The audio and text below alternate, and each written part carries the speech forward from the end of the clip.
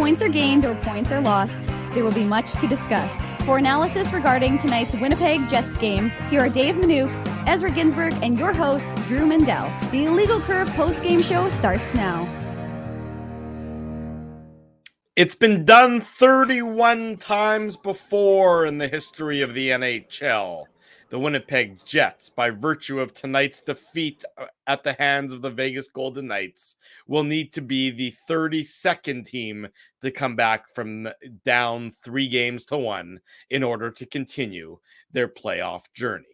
Good evening, Winnipeg. Good evening, Manitoba, for all those joining us live this evening on our YouTube channel and all of our social media platforms. We say good evening, universe, and welcome to the Illegal Curve post-game show.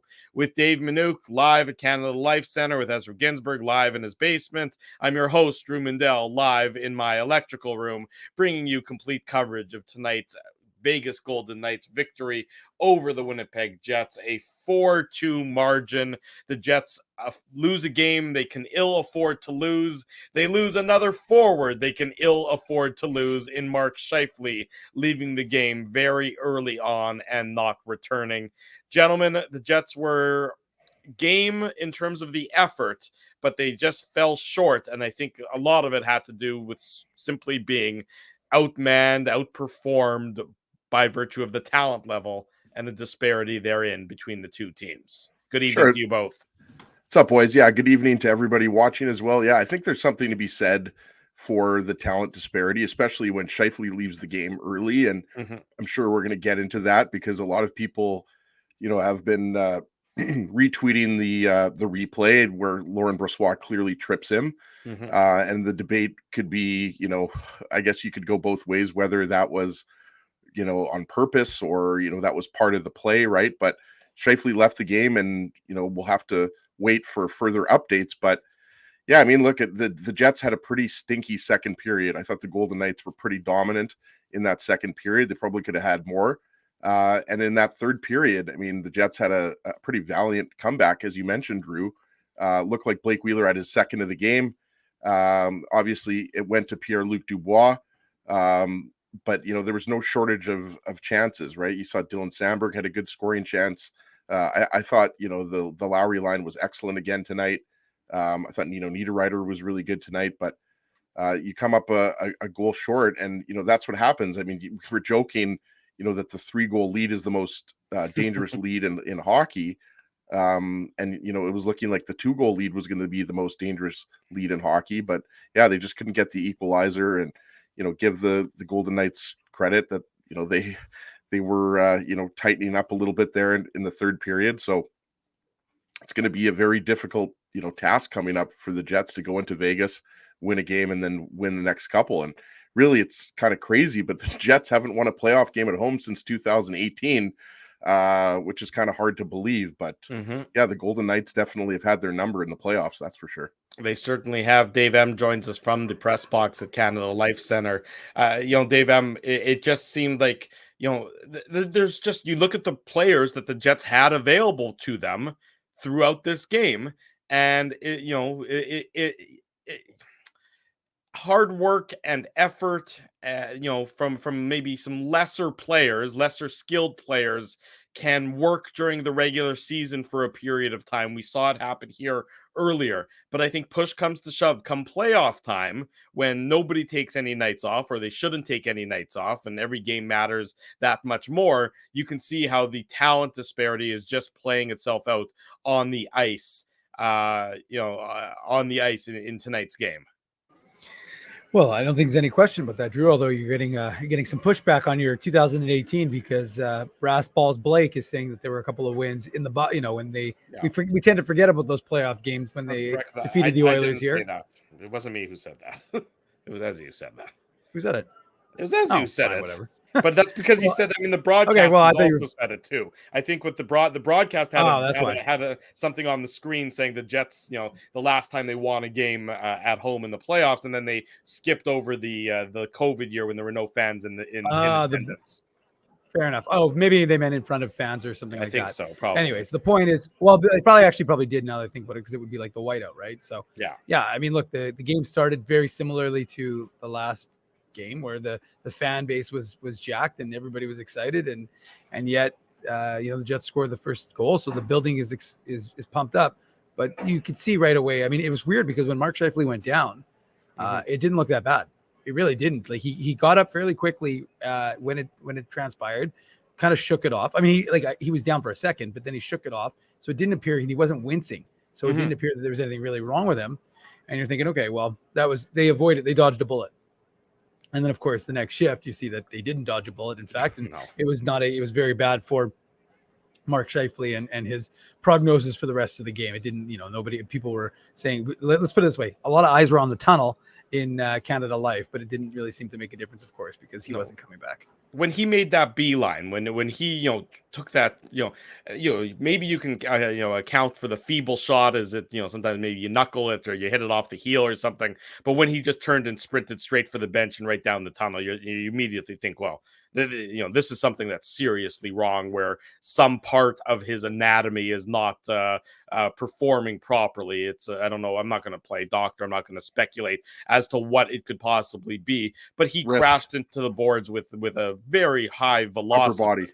Yeah, he crashed into the boards with a high degree of velocity, and you hit a big wall. It's gonna do some damage. And in this case, sometimes you're able to. It's a bruise, or sometimes you can just sort of shake it off, and sometimes it actually is a legitimate injury. Well, he came back on the ice and had on the power play, so that's why there was no indication at the time that it was necessarily going to take him out of the game. But obviously, the way he left the ice, you could tell that it wasn't something where he was going to come right back. No, not by a long shot. It looked bad, and we'll obviously wait to see what Rick Bowness has to say about it when he speaks to the media over the course of tonight's post-game show. But it definitely was not a good thing, and then the Winnipeg Jets were in trouble as a result.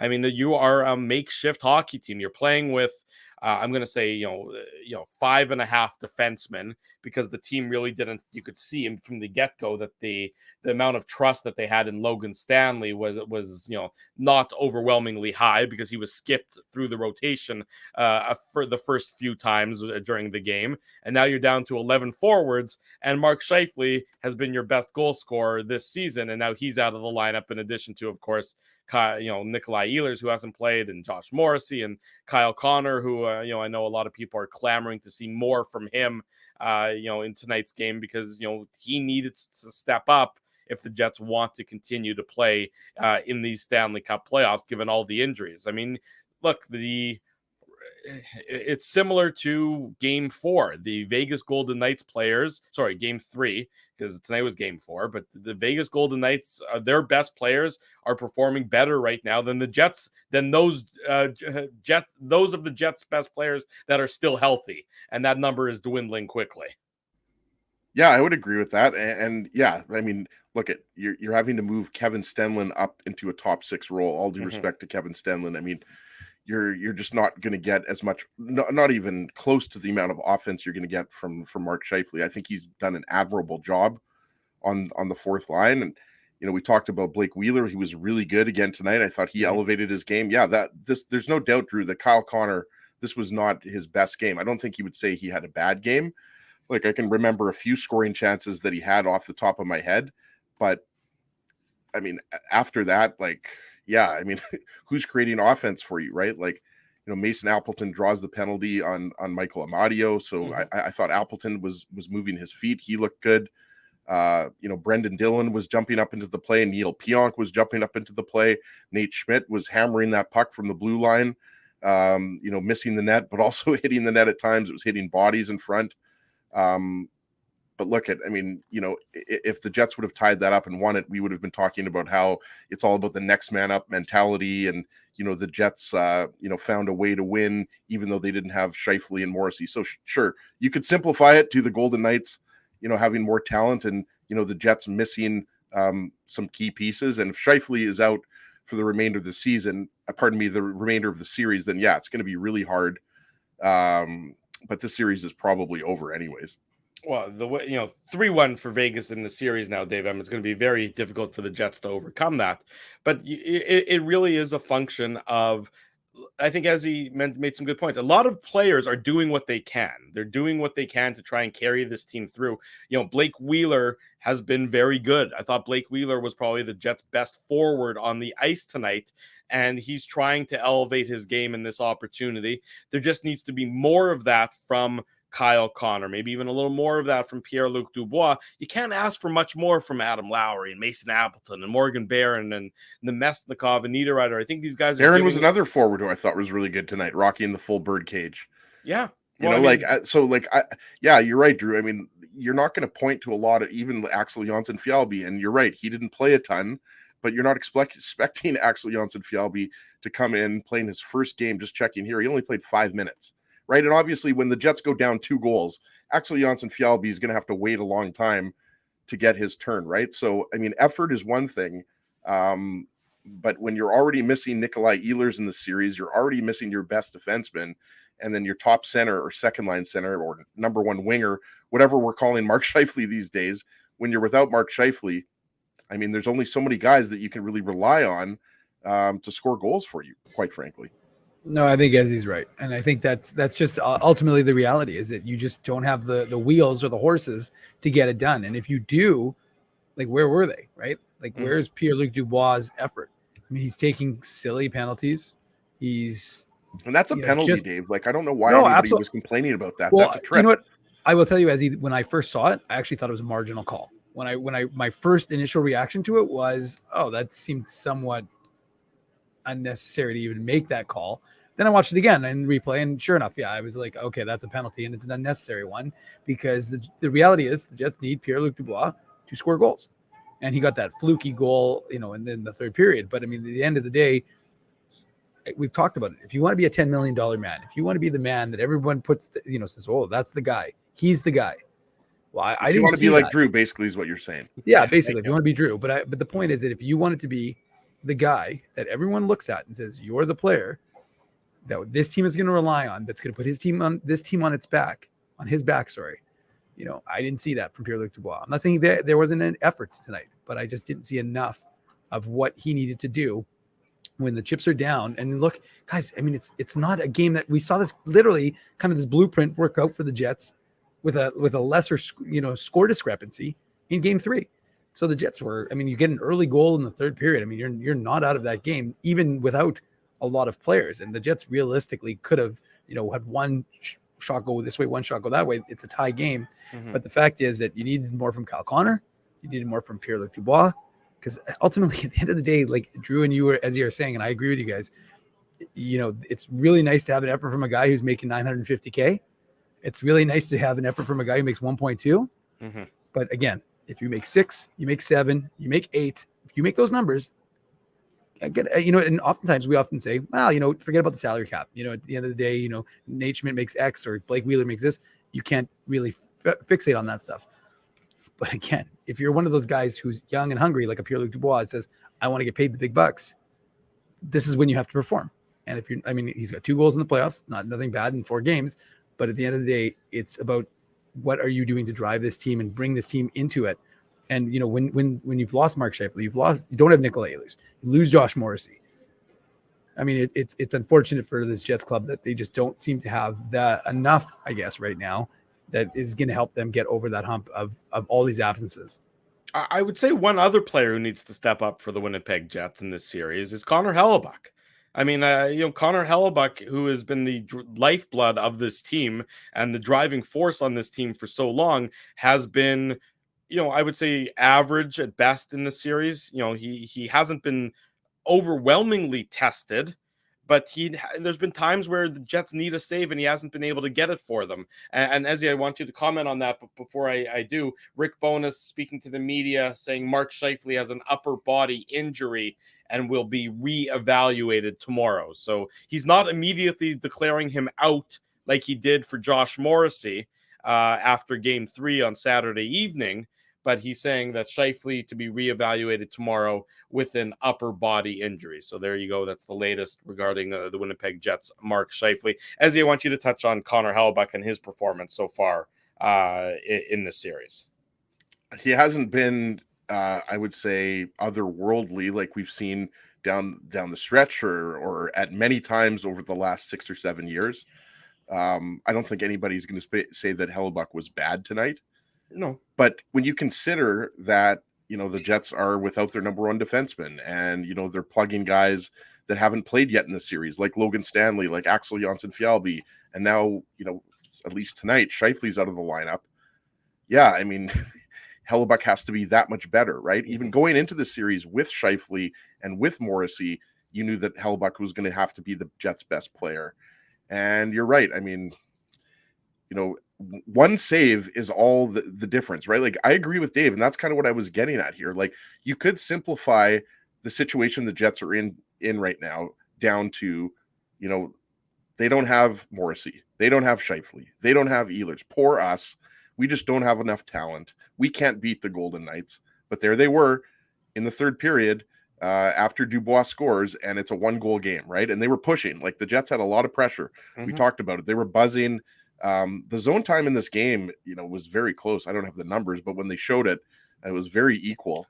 And the possession, I believe, was fairly equal. I haven't checked it. Possession was actually 57% to 43% in the Jets' favor at 5-on-5. Expected goals at 5-on-5, 1.9 for the Jets, 1.6 for the Golden Knights. Yeah, so like, what are we talking about here? We're talking about a close hockey game. Translation, that's a close hockey game, right? So in a close hockey game, usually talent will prevail. And like we talked about, even if Scheifele's up the middle and Morrissey's in the lineup, I mean, the Golden Knights are a 4, like, even that fourth line, Dave, like Nicholas Waugh, Keegan Colasar, and I guess Ivan Barbashev was there tonight, if I'm not mistaken, right? Yeah. Like, that's a really good fourth line. Like, those are the types of players that you could easily move up and play on the third or second line, right? William Karlsson, I think, has been, amazing in this series. Like, Jack Eichel didn't even have a point in this game, but he was, creating chances, drawing penalties. I think, Jack Eichel has outplayed Pierre-Luc Dubois. That was one of the key matchups. Except for game one. Yeah, I would agree with that. Dubois was excellent in game one, but I think, 3 of the 4 games, Eichel's been better. We saw Mark Stone, like, Brett Howden could have made that a 2-goal game, and then you don't need the empty netter, right? We all remember what happened there. Mark Stone went through a couple Jets players. Brett Howden just, he couldn't put it in the net. I think Mark Stone's been really good. Obviously, Howden scored a goal for the Golden Knights. And I mean, sometimes that's just the way it goes. And the Golden Knights have been getting the bounces, like, including on the Howden goal, right? Like, Pionk tries to get the puck into Appleton in the corner. So he turns the puck over. I think it's Mark Stone that brings it up the ice, drops it to Howden. The original shot is blocked by Pionk. I guess I'm getting into the Betway game recap here a little bit, but again, that was the bounce. But then the Jets get the bounce on the Pierre-Luc Dubois goal, right? Where Wheeler takes the shot, it goes up in the air. Pietrangelo waves his stick at it.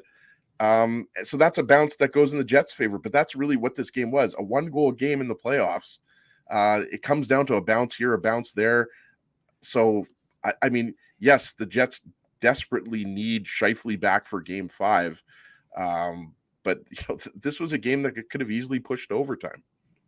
Well, look, when it's a 1-goal game, the Jets were pressing and they were doing what they could, and if the puck goes, similar to how it went on Saturday and ends up on Lowry's stick in front as opposed to ricocheting into the corner or something, then it's a completely different situation.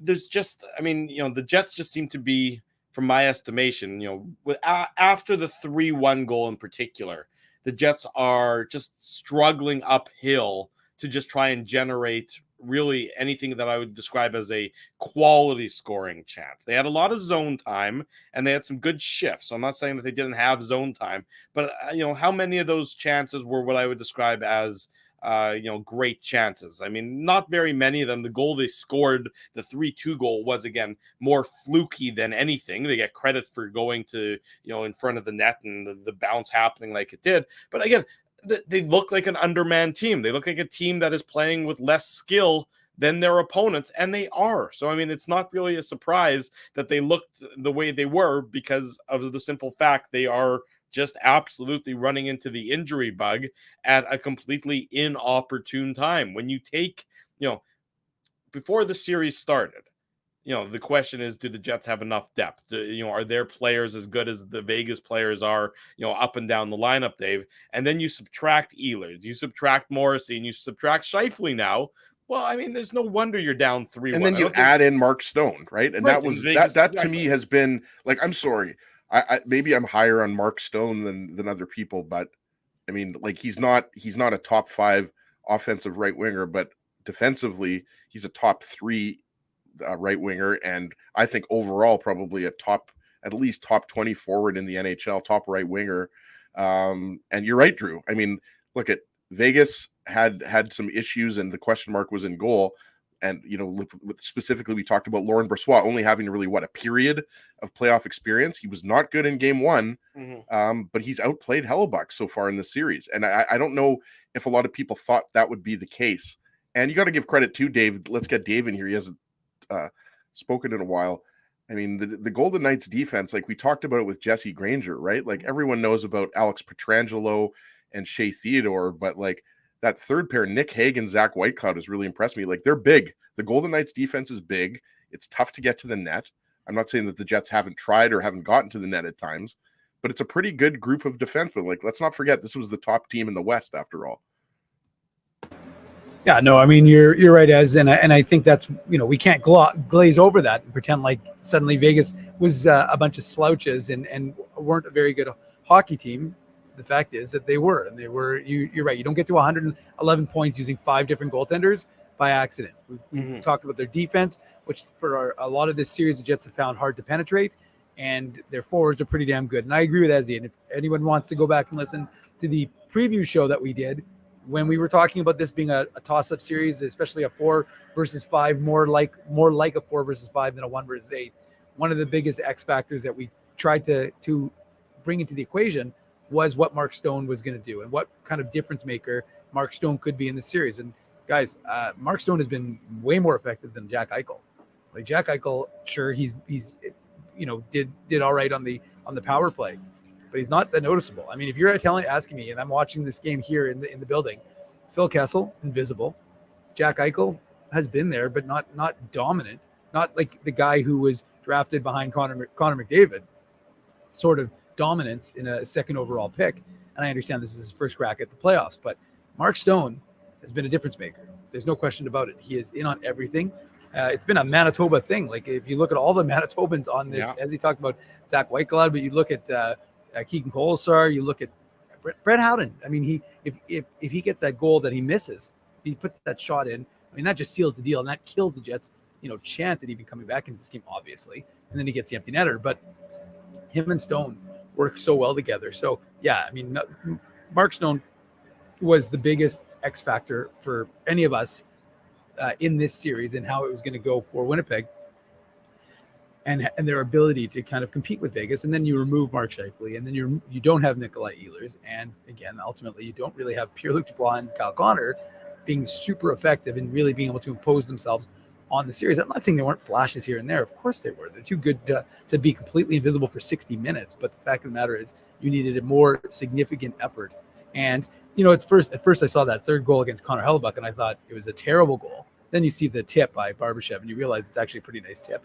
And Logan Stanley probably should have had a closer connection to the player and not allowed him to have that sort of gap. But, I mean, it is an unfortunate situation that the Jets weren't able to manufacture and really build on what they did, which was a good start, right? And they had a good start again in this game, and you find yourself up 1-0, and you just can't build on it. So yeah, when Vegas got that 1-1 goal to tie it, and like as he says, I don't want to jump ahead into the Betway game recap here, Drew, because you have to give the intro first, of course. But ultimately, like that, if the Jets could have been able to build on their momentum, which is something they have not been able to do since game 1, you might have seen a different game. But of course they didn't, and as a result, you didn't. Let's get into the Betway game recap. It's brought to you by our friends at Betway, one of the most trusted voices in sports betting, both in Canada and all around the world. Betway is the sports betting app that puts you, the customer, at the forefront with a large selection of betting options in sports, as well as strong promotions and fair odds. What are you waiting for? Head on over to Betway and bet your way. Must be 19 years or older to play. Please play responsibly. Big thanks to Betway for their continued sponsorship of the Illegal Curve post-game pregame show. Blake Wheeler opens the scoring just like the Jets wanted. Get the crowd into it, get an early goal, get the good vibes rolling. This is after, of course, Scheifele has left the game after suffering the injury. With the Jets on the power play, Scheifele has just gone to the bench basically. It's Blake Wheeler, his second of the playoffs, assist to Neil Pionk and Nino Niederreiter. That was, I believe, made it the 5th straight goal that Pionk had assisted on the Wheeler opener. It's 1-0 for the Jets at the 5:53 mark of the first period. I think that was his 5th, wasn't it? Didn't he get on all 4 goals? The next one. I think he wasn't 4 last time. It was 3 the last game. He had 3 assists last game, and he had 2 assists this game. Okay, so it's up to 5 now. I didn't know if it was up to 5 or 6. Anyways, thank you. Wheeler, anyways, gets the Jets on the scoreboard. Power play goal. Not a great goal. Probably a goal that Laurent Brossoit wants back, but the Jets will take it. No questions asked with the early 1-0 lead, as Yeah, Wheeler and Pionk are playing catch there, right? Like they're passing it back and forth. And what stood out to me on this goal was you have Dubois on the left side, and he's circling back. He's moving.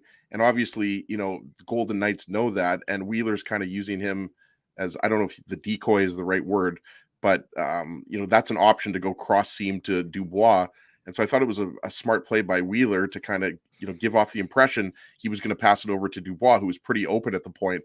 Not at the point, but at that point is what I meant. Mm-hmm. And it was a nice shot by Wheeler. Like, sure, I guess, it's from the, face-off circle and everything like that. But I thought it was a nicely placed shot. But that's what stood out to me on that goal was that Dubois was wide open. And I think, Wheeler sold that he wasn't going to be going to Dubois and he was going to be selfish and take the shot. And we've seen him do that before because Wheeler's obviously known for being more of a distributor on the power play, but he's actually got a pretty decent wrist shot.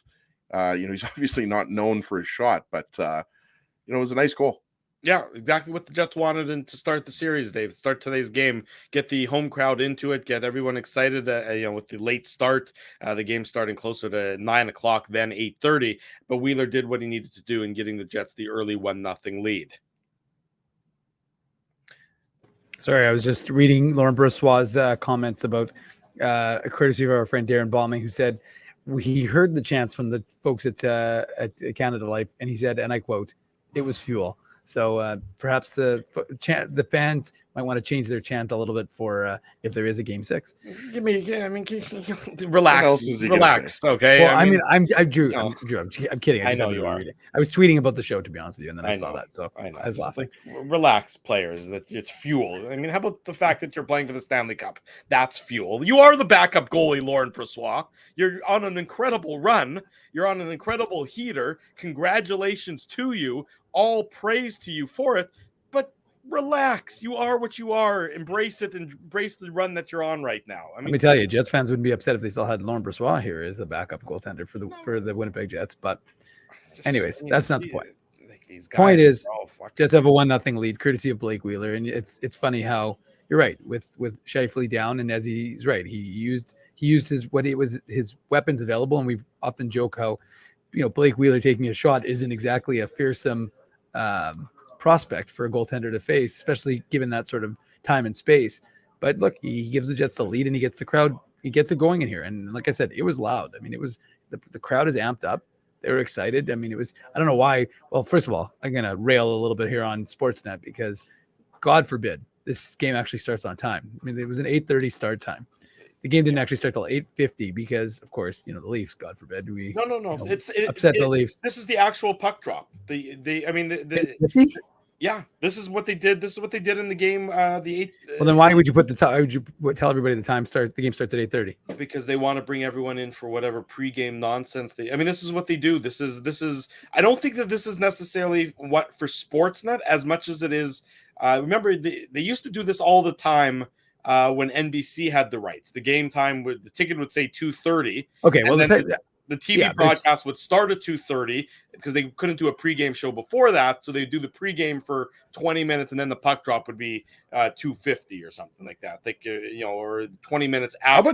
How about just tell us when the game's going to start? With all respect, whether it's online, whether I'm with Dave, if that's the plan, because the thing is, we know hockey games don't start exactly to the minute. They usually start 5 to 7 minutes, right? Because you have the Mm-hmm. the intro stuff, the anthems and everything like that. But yeah, I mean, it's noticeable. And the thing is, guys, not a lot of kids are able to stay up and watch these games, right? Like I'm talking about here in Manitoba, not in Vegas.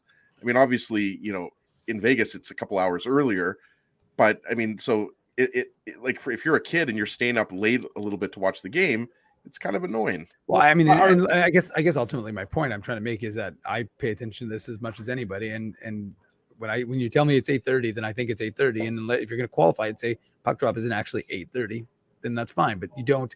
And so people think, we set the tweets for 8:30. I mean, it was literally the tweet went at 8:50, and that's when the game started 1 minute later. So that's when our show tweeted. So hopefully everybody's joining us here because of that tweet and because of all the other tweets we send out and all the other things that we do to get you here on the Illegal Curve Post Game Show. Smash that like button while you're here. Give us some I think love. you just revealed state secrets, Dave, that we actually don't post all the tweets in real time. Well, There's no way we could, by the way, because I think we tweet about 50 a day.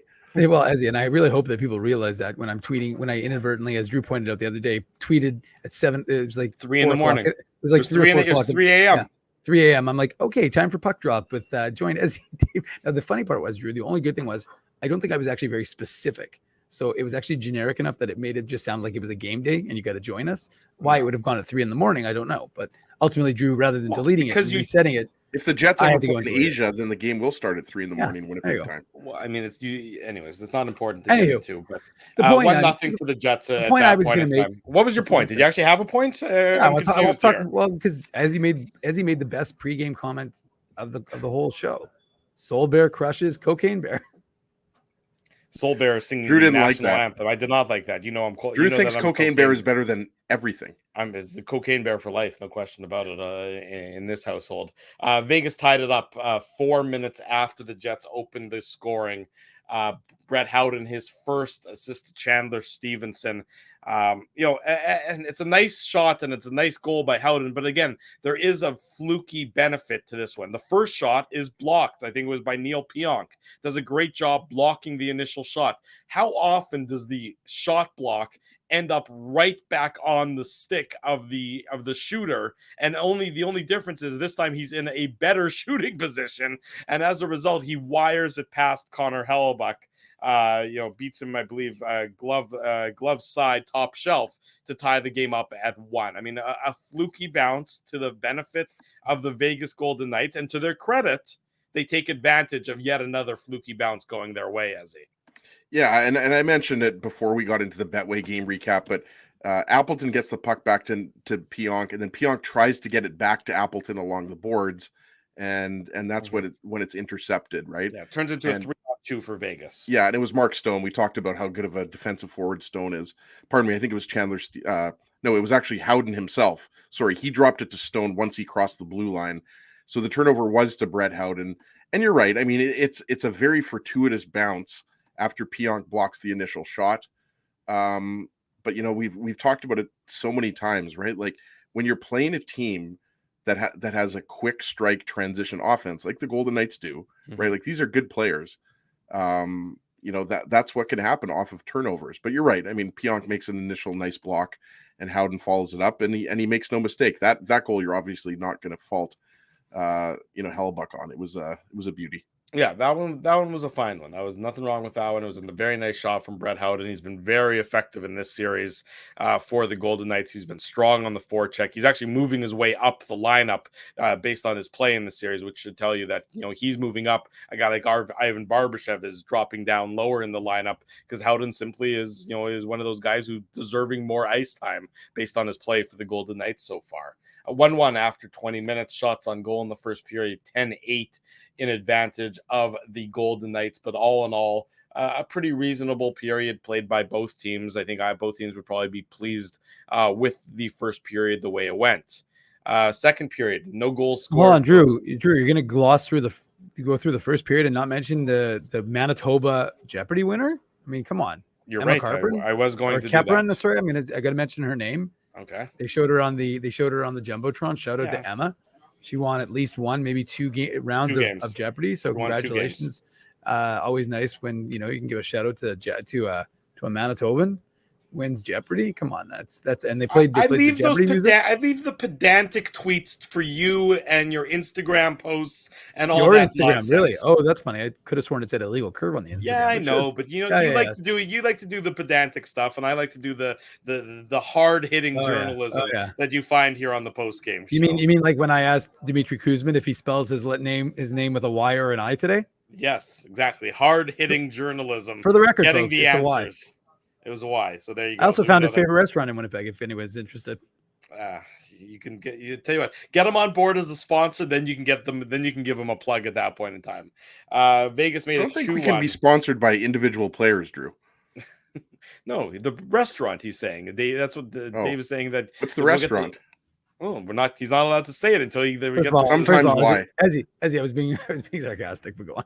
Okay. Vegas makes it 2-1 at the 13:32 mark of the second period. William Karlsson, his third of the series, assist to Jonathan Marchessault and Shea Theodore. This comes 2 seconds after the Pierre-Luc Dubois tripping penalty expires. So it's not a power play goal, but Dubois not yet, really back in the play. It's a nice redirection by William Karlsson. You're allowed to redirect the puck with your skate. And, there was some thought that maybe there was a potential for goaltender interference on this one. Not in my books. I didn't see that at all. I think I forget if it was John Bartlett or Gary. I think it was Gary Galley that was questioning that, but no, I don't think there was anything there at all, Drew. No, I mean, Hellebuyck was Karlsson wasn't in the blue paint. So if you're not in the blue paint, I don't think he touched him on the replay. Like, I don't think you really actually saw any significant physical contact. Well, no. In fact, I'm pretty sure Hellebuyck was the one who initiated the contact. Exactly. What you see on the replay, and I think it was Kelly Rudy who showed it during the intermission. Yeah, you actually see that Hellebuyck's pad gets hooked on Karlsson. So if you go back and you watch the replay of the goal, and you sort of see Hellebuyck is his body is in a weird position. He's almost like sideways to the net as opposed to a square. It's because his pad, the top of his pad, as he's coming out to challenge and he's outside of the blue paint, actually gets hooked on Karlsson and sort of gets twisted as a result. So it's really, and again, just a bizarre sort of play. And then of course that allows Karlsson to redirect the puck, the pass from Marchessault, and there's a big 5-hole for him to redirect it through, and it gives the Golden Knights a 2-1 lead at that point, Ezzy. Yeah, I think you summed it up pretty well there, Drew. Like the Golden Knights, we talked about it with Jesse Granger on Saturday's show. The Golden Knights power play has been an issue, not just this year, but for many years. It sure looked good to me tonight. Like this doesn't officially count as a power play goal because it almost seemed like the power play ended as the goal was scored. Like it was like maybe a second or two after the clock went off, the power play clock on the broadcast. And you're right. I didn't originally think that it went off of Karlsson's skate. I just thought he tipped it, but it was clearly off of his skate. But obviously there wasn't a distinct kicking motion is what they're looking for, right? We know that.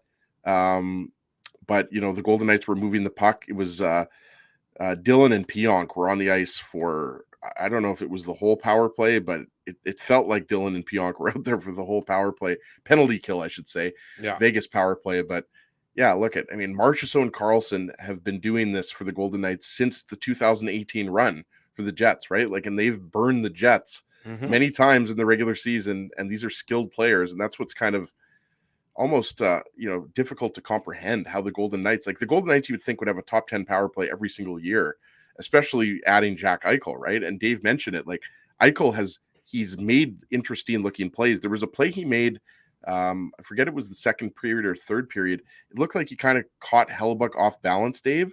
And he tried, do you remember a play I'm talking about? He kind of looked like he was trying to shoot it off of his arm or something. It was like behind the goal line. Okay, there you, Drew. You remember? It was a very it was an tight, the bad angle attempt, but it looked it looked like he was trying to deflect that off of Hellebuyck's inside of his arm. But also, Eichel, early in the game, it didn't amount to anything aside from a scoring chance. But off the faceoff, he had that great opportunity as well, where he just shot it clean off the faceoff. And if Hellebuyck had to be sharp and on his toes there, because it wasn't an easy save given the circumstances, and you're not expecting a shot right off the draw there.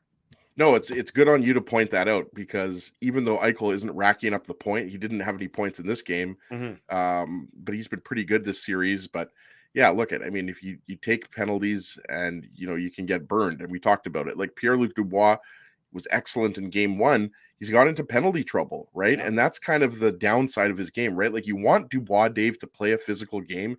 You want him to lay the body checks. You want him to drive the net, use his body as a shield, everything like that, right? But you don't want him to take unnecessary penalties, and that's what he's done in games 3 and 4. Yeah, I don't think there's any question, Ezzy, and that's what we were talking about with these guys, is that discipline is huge. I mean, look, the fans are hoping that everything is going to be a penalty against Vegas and nothing is going to be a penalty against Winnipeg, but that's not the way the playoffs work, of course. And ultimately, that's one of those things that you just have to, like, you're right, it's a fine line, especially for a guy who plays a physical brand and wants to be engaged, whether it's emotionally, physically, in the hockey game, for like a guy like Pierre-Luc Dubois. So for him to be able to walk that line is the key. And ultimately, like we've said, first of all, you need him because you need to score goals, but you also don't need, even though Vegas coming in, and we talked, like you just mentioned, as Jesse Granger was on our show on Saturday talking about how bad the Vegas power play has been. And the Jets, even though the Jets' penalty kills look good during this series, the fact of the matter is that you're giving Vegas those opportunities needlessly to take control of the hockey game. And it's when you're as fragile as you are, and look, people could say we're making excuses, but when you don't have some of your best players, Josh Morrissey, probably one of the Jets' best players this season, right? Mark Scheifele, top goal scorer. Nikolai Ehlers, he's the best 5-on-5 guy they've got. So you're missing those three guys. What does it look like, right? Throw in Cole Perfetti as well. I realize that, you could say that, Perfetti's, a young player and he doesn't have the same impact, Dave, but they could, we got Scotty Billick here. Maybe Scotty should just pop in. Here, I'm going to unmute. We want to hear from you, Scott. Yeah, Scotty, what's your in-depth analysis? Fresh haircut too, Scotty. Oh yeah. I don't even know if anybody's saying. Hey, you want to hear them here? As he's on the Ozempic. Oh, we got Jay Bell. Oh boy. Oh wow, I could hear them beaking me in the background, but now who else is coming in there?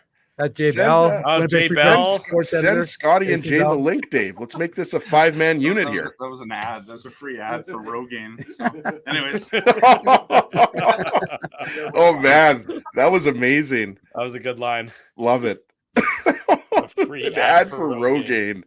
Oh man, that was funny. You didn't hear what Jay Bell just said on the way back, but this is what happens. This is what happens when you do the show while they're all trying to write. So I appreciate that they're giving me the consideration to not throw me out over the press box right now. There you go. It's 12:15 in the morning. It's off to overtime. Overtime, by the way, between Seattle and Colorado, 2-2. The Kraken outshooting. So who's posting the ICOT pool sponsored by Rumors? Well, I was about to, but I'm talking right now, so I'm trying to multitask. So maybe Dave M will post it a little bit. Well, no, Dave M shaking his head. It's not worth it. But you can enter the Illegal Curve overtime pool, hashtag ICOT pool. Pick one player from Colorado. Pick one player from Seattle. It's your choice, but pick only one player. Tweet it. Drew doesn't like it when you pick two. I don't like it when you pick two. Tweet it at Illegal Curve, and if you choose correctly, you can win a great prize package from our friends at Rumors Comedy Club, Rumors Restaurant and Comedy Club, I should say, to be exact. Takes Vegas 47 seconds later to extend the lead from 2-1. Sorry, Drew, as an aside, for whatever reason, I took these guys up here a long time to calculate. I don't want to throw anyone under the bus. Tweets, but it was like 51 seconds, 47 seconds, 51. I'm like, I don't understand. Like, I didn't care, so I wasn't paying attention. But I was like, I don't understand, how hard is it to do the math, guys? I mean, this is not. You don't need to get an abacus. You don't even really need to know. Like, it was a quick goal. All you needed to know, it was a bang bang. Like Dennis used to say. Unfortunately, it was the bad team scoring. It wasn't a good bang bang. It was a bad bang bang. Well, I don't know. I'm going to ask you to stop saying bang bang, please. But it was 47 seconds. Regardless. Why did that bother you, Drew? Look, that bang bang triggered you. A little triggered. This is a safe space, Drew. Talk to us. No, I'm not going to. I prefer not to talk to you. Period. Yet here we are, game number 80. What is this? Game number 86 of the season. So, and yet we still are here. Ivan Barbashev at the 14-19 mark of the second period gets his first of the series, assist to Shea Theodore and Chandler Stevenson. Theodore comes in. He was at the top of the face-off circle. He snipes the shot, and Barbashev gets a little bit of a tip on it, enough to get past Connor Hellebuyck. I know it's tipped, and I know that makes a degree of difficulty, but if you're Connor Hellebuyck, you just can't let that goal in at that moment, at that time. You have to find a way to make that save. And I know it's easy for me to say that from here, but given the circumstances, given the injuries up and down the Jets lineup, just given everything about it, a 2-goal lead when you're without Scheifele, without Morrissey, and without Ehlers. I know they did it on Saturday, and they got close to doing it today, but that's a save he has to find a way to make, in my estimation. Yeah, I mean, I'm not a goalie. I'm not a goalie expert. I mean, it's if you just take away that it was a beautiful tip and it was at the point of the game, yes, he has to make a save, because if you go down 2 goals, it's going to be tough, especially as you mentioned. You don't have as much firepower in your lineup. You're relying on players like Kevin Stenlund and Morgan Barron to fill roles left by guys like Mark Scheifele and Nikolai Ehlers, right? But if you look at, and I was just watching the replay, it was a nice tip. And how many times do we see this, guys, not just in this series, but other series, right? Like, you see a lot of tip goals, and you can see Hellebuyck's glove, because the Theodore shot comes from the left side. He has his glove ready because he's tracking the puck, and it gets tipped up over his glove, right? So I don't know. I mean, it's a nice tip. I don't think it was a bad goal, put it that way. But again, Drew, when Hellebuyck is at his best, he's finding ways to make those saves, right? And he made some nice saves throughout the game. We talked about Jack Eichel earlier. He made a really nice left pad save. Eichel moved in and it was point blank. That's one that stands out to me, right? But look, I think it was a nice tip. I'm not arguing with you just for the sake of arguing, but we know that goalies, like those are the types of shots that are the most unpredictable and the toughest to save, right, Dave? Yeah, and Ezzy, what I was going to say, to me, the biggest thing, because when I originally saw it, I thought that's a terrible goal. How does Connor Hellebuyck not make that save? That was my first reaction. And then I watched. Then I was like, well, wait a second, why are they giving it to Barbashev? And then once I realized that he had tipped it, that changed my opinion of it. And I went back and watched the replay. And yeah, I mean, look, again, like I said in our intro, I don't like the gap between Logan Stanley and Barbashev, because Barbashev is unmolested in front and has his opportunity to take a stick, tip that puck, and tip it past Connor Hellebuyck. And I'm not, as you said, Drew, I'm not a goalie expert. You want, like, the Brossoit not stopping the Wheeler shot. That's one you think your goalie should have. A tip play like that, it's not an easy one. I'm not saying that he hasn't adjusted in the past and made that stop, but it's a lot greater of a difficulty for Connor Hellebuyck to make that save on that kind of tip by Barbashev. So you got to give him credit. Like I said, I just don't love the gap between Logan Stanley. I didn't even like Logan Stanley creates, like, he cross-checks Barbashev. Barbashev's going backwards, Dave, and tips the puck after Stanley cross-checked him. So it's kind of an odd play. Like, Stanley was there, like, right? Like, he was on the right side of the puck. He was there. It was just I don't know. I mean, look, it was a nice tip. I don't know what else there is to say about it, right? Like, I don't know if you can fault any one player on that particular play. Like, how many of those plays do we see in a game that the tip goes wide or the player doesn't get a stick on it, and it's just an easy save? Because if Barbashev doesn't get a stick on that, Hellebuyck just gobbles it up with his glove. I mean, the deflection makes it that much more difficult. I just want to see him find a way to make that save in that situation, but I understand everyone else's perspective as well there. Well, Drew, I mean, the reality, Drew, just quickly I was going to say, what I think Drew's talking about, Dave, like, remember what you were going to say here, but Hellebuyck has not been like the word I used was otherworldly, Hellebuckian, whatever. Like top peak Hellebuck. He has not been peak Hellebuck in this series. In the last 3 games of the series, Brossoit has been just as good as Hellebuck. Right. And that's what I think is kind of, I don't know, clouding what you're talking about on that particular goal. That Hellebuck has been good, but we're not used to Hellebuck just being good. We're used to him being excellent. Mm-hmm. And sorry, go ahead. No, the only thing I was going to say is it's not even, again, it's not just on Hellebuck, because if you actually look, it wasn't as if that was the first sequence of Vegas gaining the zone. That was the second, where they reloaded and then took that opportunity to score the goal. To me, it's the fact that if you're the Winnipeg Jets and you just gave up a goal to go down 2-1, you cannot afford to not react and push back. And we've seen them do it previously, where even if they don't score right away, they're able to, at least tread water. The problem with this team that we saw tonight was you give up a goal, 47, 51, whatever, however many seconds, under a minute, bang, bang, as he would say, quoting Dennis, of course. As Dennis would say. But the fact of the matter is that, to me, was the dagger. Because I'll tell you right now, sitting here in this building, watching the fans, whoosh, the only thing that was getting the fans animated was that monster 50-50, which was, I think, ended around $650,000. So one Manitoba is going to be. Did you buy a ticket, Dave? That's what I want to know. Didn't. But don't worry, Big Daddy, got you covered. But the fact of the matter is that I'm rich. if like, to me, that, like, I'm not joking, that folks were getting excited about that there was but that removed, because if you're plucky, if you're the little engine that could, you're saying, look, we're down 27, we're down 55, we're down 44, and 91, as people are saying, although you've been without 91 for a long time. Some people are wondering who 91 is right now, but the fact of the matter is, I know, thank you, Drew. No, it's not. It's Fedorov. The fact is that you are still in that hockey game, even though it's 2-1. Mm-hmm. But then 3-1, it just like whoosh, and the energy was sucked out of the building. 3-2, Seattle wins it in overtime. Jordan Eberle on the power play, 3 minutes into overtime, and it's a 2-2 series between the Avalanche and the Seattle Kraken. They're making it interesting. They certainly are. They're giving the Avalanche a run for their money, no question about that. What about my Devils there, Drew? Nobody's talking about my Devils. Akira Schmid. Yes, coming out of nowhere. You have no idea who he is, do you? I knew he was the goaltender for the Devils. I mean, I know that he was just all of a sudden plucked at plucked. It's the Swiss connection. Jonas Siegenthaler, Swiss.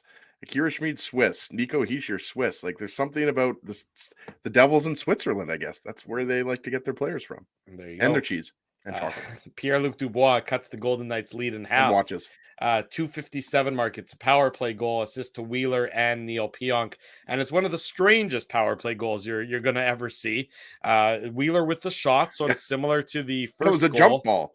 Yeah, and Dubois gets his stick on it and causes a deflection, and then the puck just sort of flutters way up into the air, and then Alex Pietrangelo goes to swipe it away, and somehow he just misses it completely, and it just sort of falls gently down the back, like water trickling down the back of Laurent Brossoit, and the puck ends up in the back of the net. Just an utterly bizarre goal, but the Jets will take that bounce when they really have had so few bounces in this series so far.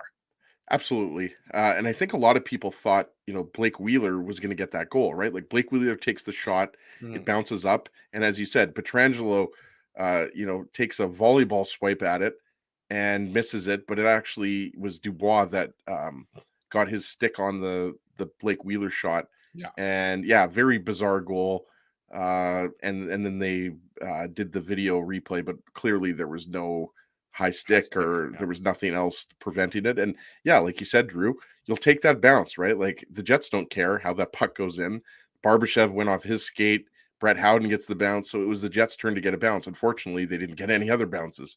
No, they didn't. But the Jets cut it. They made it in Drew, the third period, Dave. Well, I was just going to quickly say on that goal, worth noting that Neil Pionk now has contributed, as you were mentioning, 5 straight goal games with the 5 straight goal streak for the Jets and 5 straight assists for Neil Pionk. He has 13 assists in, I think, 16 playoff games for the Winnipeg Jets. So he's now ahead of the guys I mentioned earlier, Andrew Kopp, Brian Little, and Nikolai Ehlers, who all have 12 points. So he now moves into sole possession of 8th on the all-time list. Pretty impressive, actually, that Neil Pionk is, I believe, leading the Jets right now in terms of points, which is he's not got 7 too shabby, points. so. He's got 7 points. He's got 7 assists in these playoffs so far in 4 games. So you can't say Neil Pionk. And how many? By the way, how many minutes? Game. But more importantly, Drew, how many minutes did he end up playing tonight? Well, I mean, he played so many after the last game. He ended up playing 27-28 is what he played in tonight's game. So for all the slings and arrows that have been, I have 27-27 on my NHL.com, Drew. Oh, okay, well, fair enough. Whatever. We can split the difference and say 27-27 and 5. What is that? 5/100ths of a second as well. 5/10 Don't ask these second? math geniuses to figure that out. Yeah, They'll be still calculating it. So it's 3-2 at that point, and the Jets get close and they press and they push. But the Golden Knights do a very good job of preventing the Jets from getting anything inside. They don't really get any scoring opportunities from a dangerous area. Vegas is good at keeping it to the outside, and the Vegas defense steps up. Throughout that third period to keep the Jets on the exterior, and they push and they push and they push. But alas, they're not able to end up getting it. Brett Howden puts it into the empty net after he missed what would have been the definitely the insurance marker after a great Mark Stone setup. But Brett Howden into the empty net with 17 seconds to go, giving Vegas a 4-2 victory tonight, a commanding 3-1 series lead. Game 5 goes Thursday night, which might start allegedly somewhere between 9 and 9:30 p.m. It might be, hopefully nothing else gets, delayed to make it even later, but it'll be another late night. With 3 triple overtimes.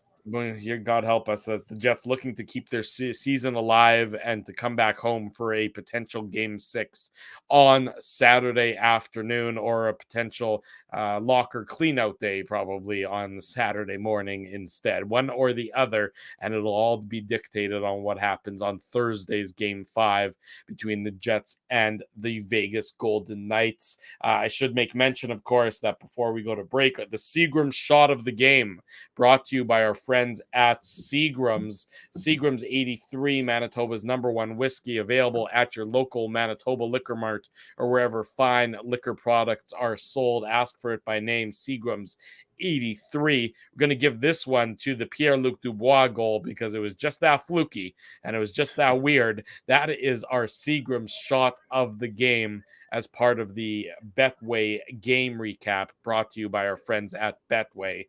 It's simple, fun, and safe to bet with Betway, so head on over to Betway and bet your way. Must be 19 years or older to play. Please play responsibly. When we come back on the post-game show, more on the Jets and the Golden Knights.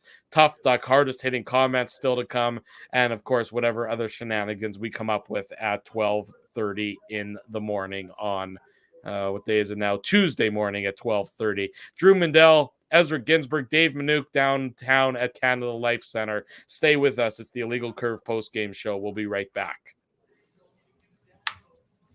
Jerry Seinfeld, Chris Rock, Jon Stewart, Dennis Miller, Brad Garrett, the biggest acts and all the up-and-comers. They've all made their mark at Rumors Comedy Club, North America's longest-running independent comedy club.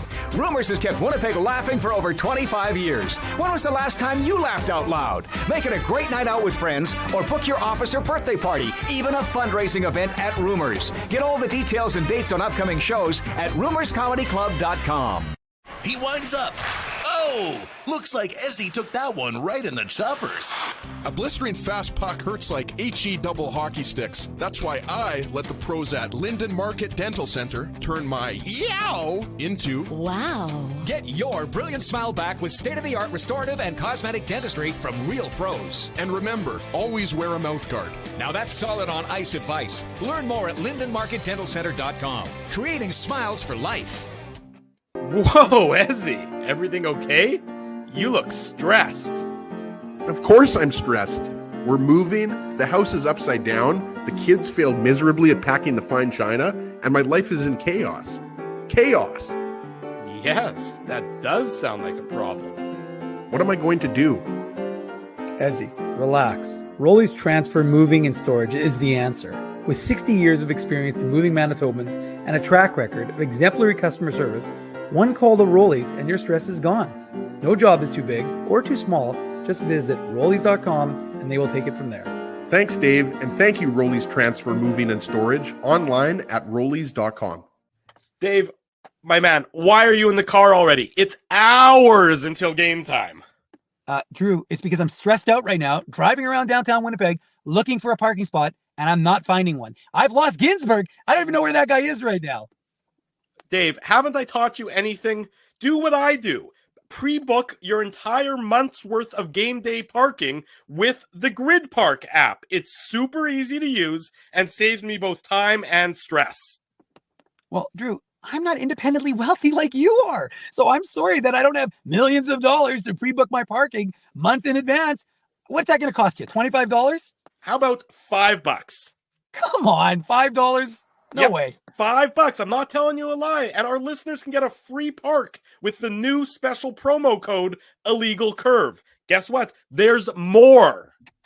Come on, there's more, Drew. You're lying to me. What more could there be? Grid Park now has underground parking, so my car can stay warm during the game. So wait a second. All the driving around I do, looking for parking, minus 40. You're telling me I could be toasty warm in a car after the hockey game? That's exactly what I'm telling you. Underground parking. Just download the Grid Park app. That's GRYD Park and use the code Illegal Curve. All one word. You'll park for free your first time.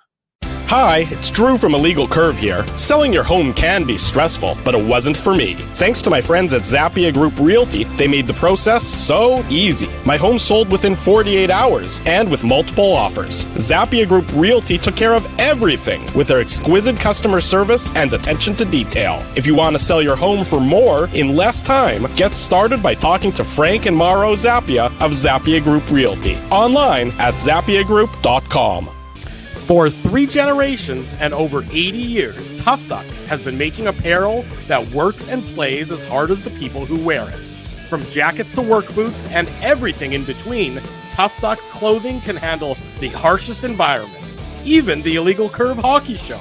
Work to live, live to play. Visit toughduck.com.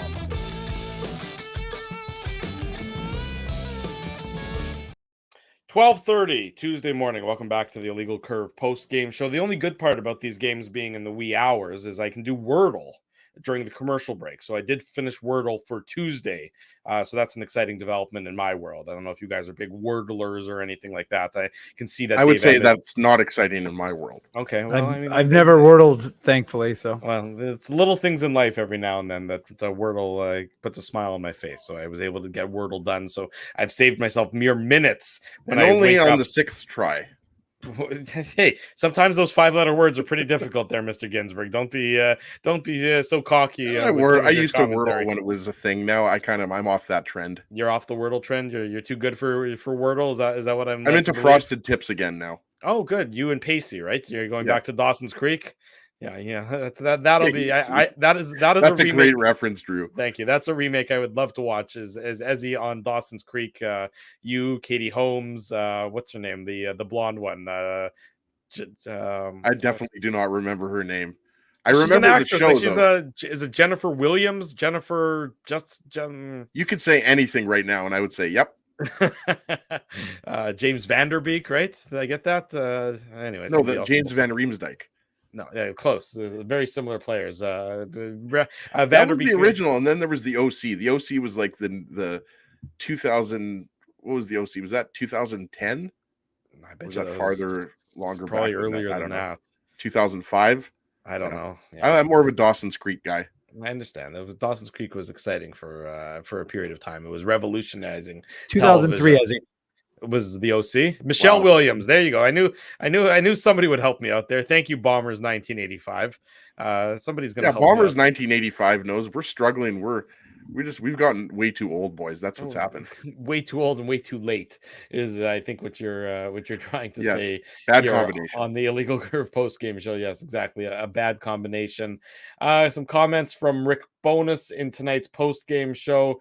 What did he say? Hang on, I had it right here. Rick Bonus says chances are even at 5-on-5. Pucks are going in for them, and they aren't for us. We need to find more of those greasy ones.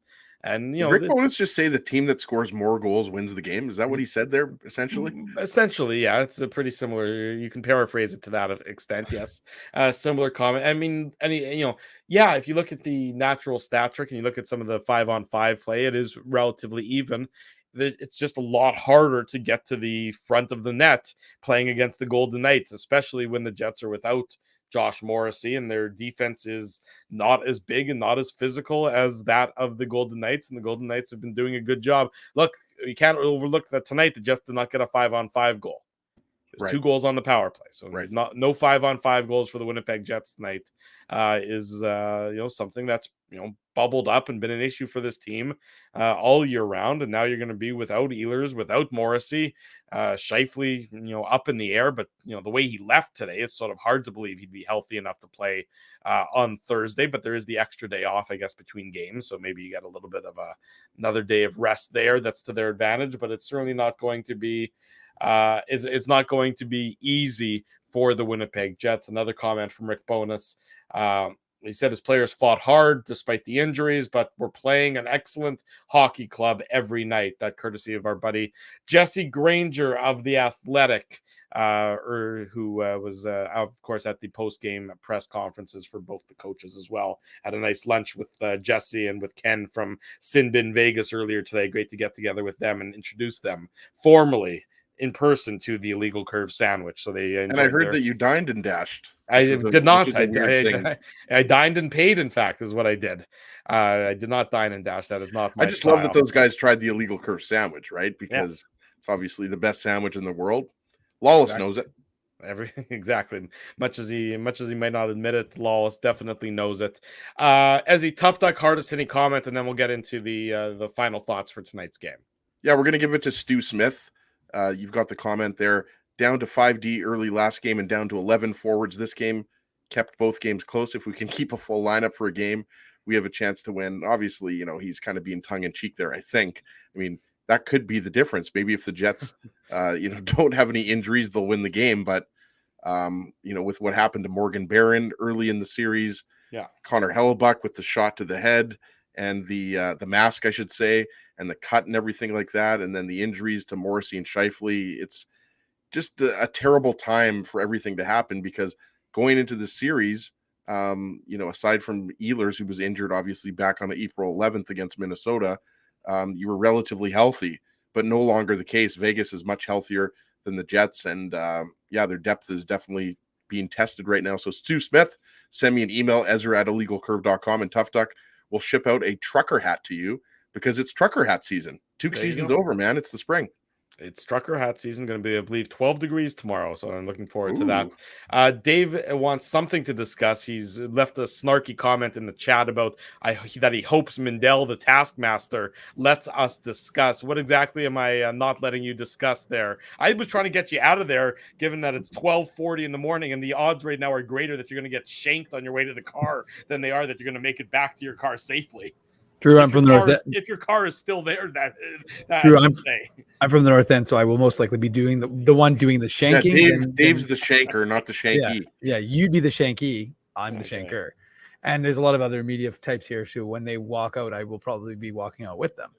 But no, I mean, look, people are asking about who could be a potential recall from the Manitoba Moose. Expect at least 2 of those guys to get recalled. The Moose, of course, don't play their first playoff game. Folks might want to become familiar with that, because that might be the only playoff game in addition to the Winnipeg Ice, who advanced. I think they won 8-2 today. 8-2. So they advance. They'll either play the winner of Saskatoon and Red Deer, who play tomorrow night in their game 7. So that should be a lot of fun for them and for folks. So the Winnipeg Ice will be playing, the Manitoba Moose will be playing, and in terms of who may be recalled from the Manitoba Moose, again, Jansen Harkins has been phenomenal, so I can't see why you wouldn't give him a chance. He had some chemistry with Blake Wheeler. We saw it when they were playing that series against the Calgary Flames, where he scored his first and only playoff goal. So to me, Jansen Harkins is a guy who makes a lot of sense. And of course, from a defensive perspective, because even though they have Kyle Capobianco, they don't have to make a recall for ahead of Vegas. But if they decide, however they decide to do things, they could recall, of course, Ville Heinola. Declan Chisholm, of course, back in a regular uniform. For the first time today, he was dealing with a high ankle sprain that he suffered last week. So he is back. Little breaking news on the Moose. If you didn't read it in my Moose report, Ezzy, which I hope you did, you'd know that Christian Reichel is not available, even though Christian Reichel is a nice addition, played 2 games for the Jets this year, but he is undergoing surgery either today or tomorrow, season-ending surgery. He had an unfortunate incident in Texas on the final road trip, so he won't be available for the Moose. But again, and Arvid Holm, who was the backup for Connor Hellebuck today, because David Rittich is dealing with a lower body injury. So, quite a few options. But yeah, I mean, look, Jansen Harkins, Dominic Toninato, those 2 guys who Toninato obviously signed that 2-year extension. But I think that one of those 2 guys are potentially available. And then, of course, the Moose folks are going to get excited because you can see Jets draft picks Dmitry Kuzmin and Danny Zhilkin, who joined the Moose this week. So lots are happening with Is that Dmitry or Dmitry Kuzmin? I asked him. I was like, Dmitry, I need to know. I've seen it. Well, it's funny. Elite Prospects has it with a Y, and Hockey DB has it with an I. So I'm like, what do you prefer? Well, we didn't find out that it was Yoel Armia until he went to Montreal. We were calling him Joel Armia for years, and then all of a sudden he's Yoel Armia. So don't forget Toninato. It was Dominic. It's actually Toninato, right? Because Dennis was the one who, at the beginning of, I guess it was the 2021-22 season, right? So sometimes you just have to ask the players what they prefer. Leslie, it's also about Mikey Esimont. That's right. And it was like Michael. I was like, what? It's actually Michelle. I've been meaning to tell you guys I'd prefer to go by Andrew. I've been preferring that you call me Andrew Mindell for the last 40 years, please. So if you don't mind, I call you Andrew every once in a while, but it's usually to get under your skin. It doesn't bother me. It's my name. It really doesn't bother me in the least bit. My name is my name. Yes. So I'm just saying, like I said, it appears that I'm assuming that they'll return home to Manitoba tomorrow, because Rittich will go on the road and he'll be the backup, and they'll have obviously Oskari Salminen as the extra, and that you'll see. I mean, they obviously have extra forwards if they need them, but I mean, my guess is like, why not? It's funny. It's one of the things, and Rick Bowness mentioned this, and he was talking about. Kenny Weber asked him yesterday, I think, or the day before, if he was planning on making a recall, and if they would potentially be in the lineup, and he said, well, it's not really fair to them because they haven't played much. Mm-hmm. And I was like, well, Logan Stanley and Kyle Capobianco played 1 game each in April. Now, obviously, Stanley's now played a second game, and whereas the Moose guys have played 6 or 7 games because they've been playing all of April. So, Ville Heinola, I mean, to be honest with you, and I'm not going to get into an argument about Ville Heinola, but ultimately, if you're looking for a guy who can move the puck and be a replacement for Josh Morrissey in that regard, Ville Heinola would have made a lot of sense, but they, of course, chose not to go that way. Comment says that I'm now Mr. Andy Mindell. It's a funny story about that comment. My parents hated the name Andy. So despite naming me Andrew, they always referred to me as Drew from the day I was born because they didn't want people to call me Andy. So there you go. There's the so obviously you know who Comet is then, or Comet knows you. No, I have no idea who Comet is. I think because Andrew, the short name for Andrew can be Andy, so he's just sort of making the logical leap off. But as are people named Andrew called Andy? Yeah, Andy is it can be a nickname, but Andy can just be a name too. It can just be a name like too. But a lot of Andys are actually Andrews. Is how it works. So whatever you want to call me, Andrew, Andy, Drew, it's all good. Gentlemen, I don't know if we're going to have enough time today to talk about Sean Reynolds' gloves, but I think that's a topic for Thursday's post-game show. If the gloves fit, you must acquit, right? Tell me you didn't love my Seinfeld reference there. I enjoyed your Seinfeld reference. It was a good reference. I mean, how does Sean survive the winter is what I'm concerned about if he's got to be wearing gloves. It wasn't that cold out today. I thought they made him tougher in Pinawa. I'm not going to lie to you. Yeah, I mean, whoa, Lactabani. Not Pinawa. I think did he grow up in Pinawa though? Or you're thinking of Murad. Murad. Murad was Pinawa. You're right. Sean was Lactabani. Dave, get your Eastman towns right, okay? Sorry. You know that I'm frequently out in those parts Yeah, property So, values have dropped dramatically ever since that started happening, let me tell you. Yet alcohol sales have increased. But bear sightings have actually gone way up, though. That's right. Exactly. Bear sightings and alcohol sales have skyrocketed. Property values They were plummeting actually going to film rapidly. Cocaine Bear there, Drew, but they decided to go with a different location. Thank you. I appreciate it. Yeah, exactly. It was one or the other. I think that's it. That's enough of tonight's post game show. Congratulations to the Winnipeg Ice. 1:45 in the morning. 8-2 victors for the Ice to win their playoff round. They're off to the Eastern Conference Finals, as Dave mentioned, against either Red Deer or Saskatoon, who are going to be playing Game 7 tomorrow night for the right to play the Ice in that Eastern Conference Final. The Ice had some adversity, but then they came back and obviously won 3 games in a row, dispatching Moose Jaw 8-2. Early tonight with a very and let me tell you, if they make it effort. through and have to play Brad Lambert in Seattle, they are going to be in trouble. Yeah, Seattle's a damn good hockey team as well, is what it boils down to.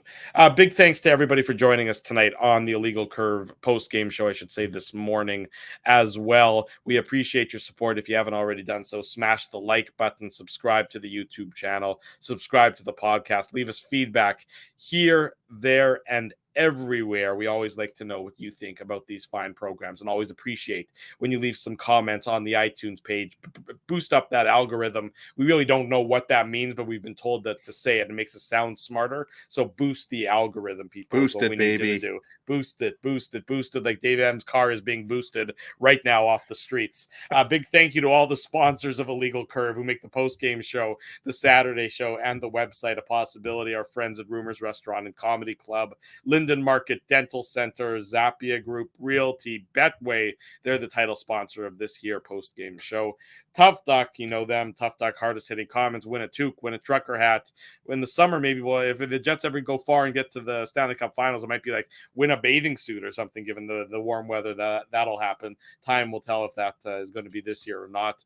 Boston Pizza, Seagram's, Rolly's Transfer, Grid Park, and The Keg support these fine businesses because of their continued support of Illegal Curve Hockey. Big thanks to all of you for joining us. Big thanks to Dave Minook hanging out in downtown Winnipeg at Canada Life Center. Big thanks to Ezzy Ginsburg hanging out in his basement. I'm your host, Drew Mandel, hanging out in my electrical room. We'll be back on Thursday night. Post-game show will start, I don't know, right around somewhere between 11:30 and midnight, I guess. So, whatever time it's going to be, just stick with us. It might be the last post-game show of the season. Time will tell if that's the case or not, but whatever it is, we'll be back on Thursday night no matter what. Smash the like button. As I mentioned, subscribe to everything where you need to subscribe to. Thanks for joining us. This has been the Illegal Curve post-game show. Jerry Seinfeld.